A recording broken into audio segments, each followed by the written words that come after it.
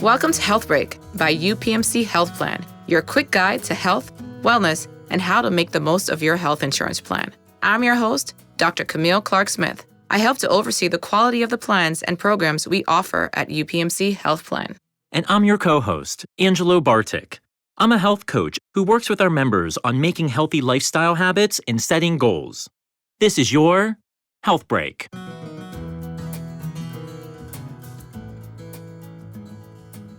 Today, we're learning about the important next steps to take after an ER visit.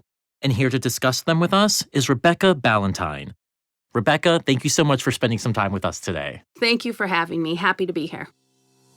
So, we know that when someone goes to the emergency room, it's usually because of an emergency. And things happen quickly and can be overwhelming. What's one of the first steps someone should take after they are discharged from the ER? Well, I think we all can imagine that when you go to an ER, you've had something that was an emergency and something you didn't expect. So there's sort of this time after you leave that you've experienced this whole thing and now you're at home and you say, now what? And what you want to be able to get yourself to the place to feel once you're at home is that you know what the now what is. That you feel like, okay, I know what to do. This has happened to me. I'm settling back at home. And I feel like I have the tools to help myself get through this. And I think some of those tools, first and foremost, are prescriptions and taking your whole prescription. Are you able to pick them up? If you don't have ability or support to pick them up, what options do you have for that? Also, do you have the supplies you need to take care of your wounds? Do you have the equipment within your house to be able to manage your daily activities if some of that has been affected by whatever's going on with you? And so if you don't have any of those things, or you're feeling at home and you're saying, gosh, I don't know if I can manage this myself, talk to your primary care physician, reach out to them, reach out to your specialist. But also, if none of those things are available as fast as you need, use the number on the back of your member ID card, and that will connect you with member services who can then connect you with all the services that can help you, including, depending on where you live and what your plan is, food if you need it, transportation, making sure that you have the prescriptions that you need at the right time. The other thing you want to make sure that you do is, within a day or two, again, when things settle down, make an appointment with your PCP, your primary care physician, or a specialist. If you have a cardiologist, a neurologist, a pulmonary specialist, make sure you follow up with them. And the best thing would be to try and get that appointment within the first 7 days after leaving the ER. That can really help to make sure that you don't have another ER visit in the future, or that you don't end up inpatient or have an exacerbation of what had just happened. One of the best ways to predict who will be in the ER in the future are those people who have recently visited the ER.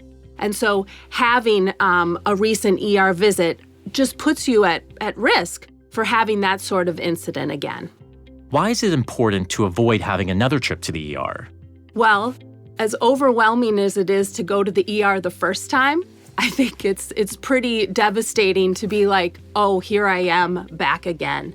And the best way to prevent that is to start noticing symptoms or thinking about symptoms that led up to your last emergency department visit. If you felt a certain way a day before, but you thought, oh, maybe wait, and it escalated, think about those symptoms, and you can talk with a provider, you can talk with someone at the health plan, you can figure it out with you and your family alone. What can I do when I have this symptom? It's called the symptom response plan. For example, if, my breathing is a little bit labored, I use this medication, that's what my doctor, make these symptom response plans with your health providers, and make sure your family knows them too.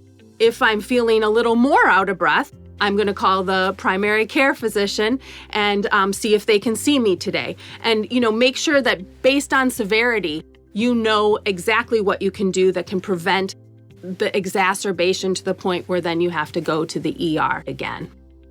So would you mind speaking a little bit about some of the resources that are available to help during that time? Yes. E-dermatology is something that you can do from your phone that you won't be doing a video visit right away, but you can put your symptoms in, send pictures, and get response. Additionally, if you live in Allegheny County, your doctor can refer you to in-home urgent care, where they can come to your house and do basically an ER visit on your couch.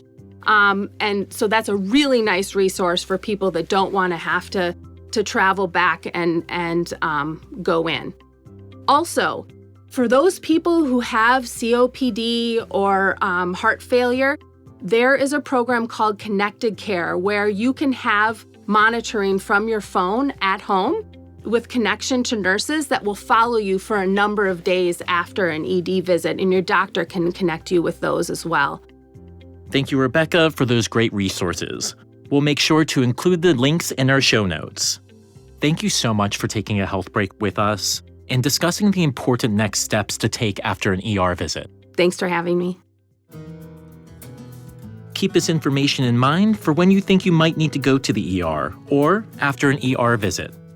Find show notes and more information at upmchealthplan.com/podcast.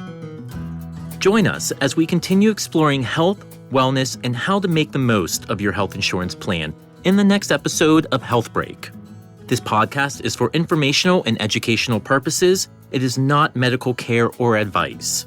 Individuals in need of medical care should consult their personal care provider. Views and opinions expressed by the host and guest are solely their own and do not necessarily reflect those of UPMC Health Plan and its employees.